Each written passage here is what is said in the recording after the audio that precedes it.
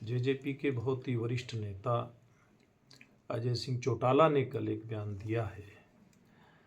उन्होंने शरेआम कैसे अराजकता फैले इस बात का आह्वान एक अपनी पार्टी के युवा सम्मेलन के अंदर किया है, जिसकी जितनी भर्त्सना की जाए उस बयान की उतना कम है।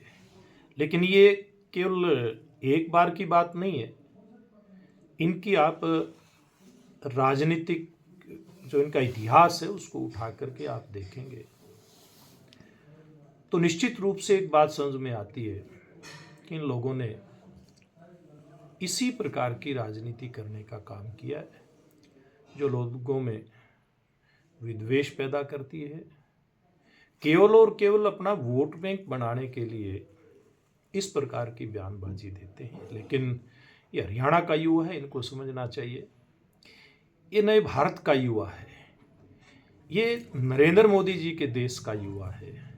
ये इनकी सोच से अपनी सोच को मिला करके चलने वाला नहीं है।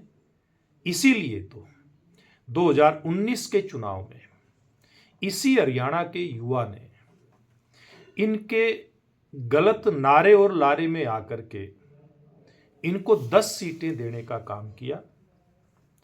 अगर भारतीय जनता पार्टी की सरकारें, नरेंद्र मोदी जी की सरकार, माननीय मनोहर लाल जी की सरकार, नायब सैनी की सरकार इतनी खराब होती युवाओं के लिए, आमजन के लिए, तो तीसरी बार आशीर्वाद नहीं मिलता।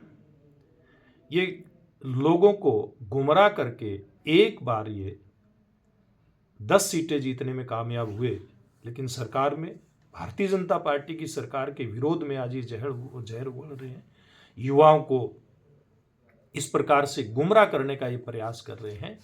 उन्हीं युवाओं ने जिन्होंने इनको 10 सीटें दी थी, उन्हीं ने इनको साफ करने का काम किया। हरियाणा से इनका सुपड़ा साफ हो गया। इन लोगों की सोच आज उजागर हुई है कि इनकी वास्तव में सोच किस प्रकार की है।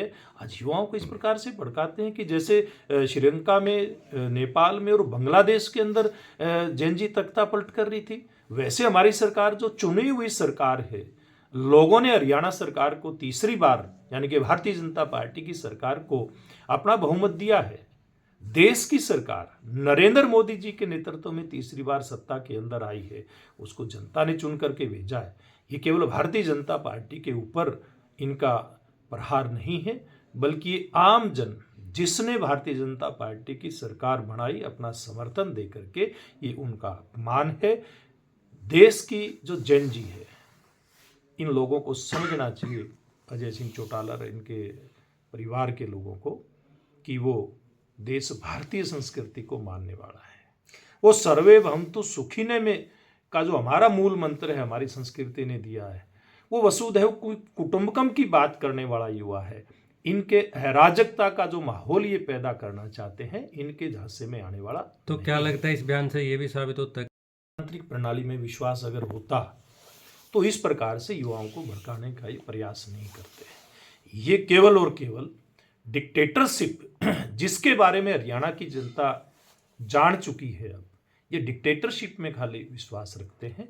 ये तो सरेआम मैं कहता हूं कि हरियाणा की जनता जिसने तीसरी बार भारतीय जनता पार्टी को अपना समर्थन दिया, नायब सैनी को अगली बार यानी कि तीसरी बार के लिए भारतीय जनता पार्टी की सरकार बना करके मुख्यमंत्री बनाया है, ये इन सब लोगों का हरियाणा के आम मतदाता, आम नागरिक का अपमान है, और जिसका बदला मैं समझता हूँ हरियाणा की जनता समय आने पर लेती है।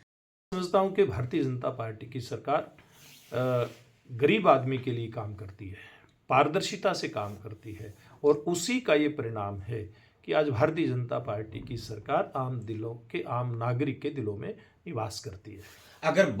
अब पिछले लगभग 11 साल से हरियाणा प्रदेश के अंदर जो पहली हमारी सरकार माननीय मनोहर लाल जी के नेतृत्व में बनी थी, उस सरकार ने, पूर्व की सरकारों ने जो एक ऐसा हरियाणा के अंदर माइंड सेट किया था, इस तरीके से सरकार चलाई थी कि नौकरियों से लेकर के बहुत सारी ऐसी व्यवस्थाएं जिनके चलते आम जन को लाभ होता है, वो अपनी मुट्ठी में रखी थी।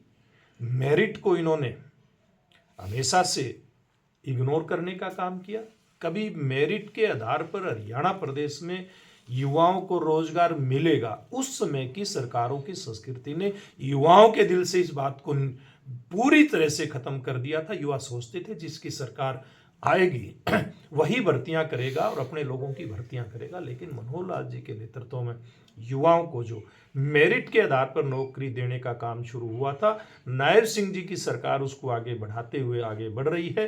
तो इस कारण से आज युवा ठीक दिशा के अंदर जा रहे हैं। नरेंद्र मोदी जी ने अभी युवाओं को देश की मुख्य धारा में रह करके वो समाज के लिए काम करें, देश के लिए काम करें, अपने परिवार के लिए काम करें, इसके लिए उनको खेलों की तरफ झुकाव उनका हो, खेलों की तरफ मोड़ने के लिए हम सांसदों को खेल महोत्सव करवाने का आदेश किया था और देश के अंदर 290 से ज़्यादा सांसदों ने प्रथम चरण के अंदर सांसद खेल महोत्सव कराया। हर लोकसभा के अंदर खेल महोत्सव हुआ और बाकी सांसद अभी अपने अपने क्षेत्रों के अंदर खेल महोत्सव करा रहे हैं। तो अब लोग देख रहे हैं कि एक तरफ तो नायब सैनी जी की सरकार, नरेंद्र मोदी जी की सरकार युवाओं को ठीक दिशा में लेकर के जाने का प्रयास कर रही है, जो कि युवा भी चाहते हैं। और दूसरी तरफ इस प्रकार के राजनीतिक लोग युवाओं को भटका करके अपनी राजनीतिक रोटियां सेकने का प्रयास करते हैं। लेकिन ये अराजकता का माहौल जो बनाने का प्रयास कर रहे हैं, हरियाणा का युवा, हरियाणा का नागरिक इस बात को बर्दाश्त करने वाला नहीं है।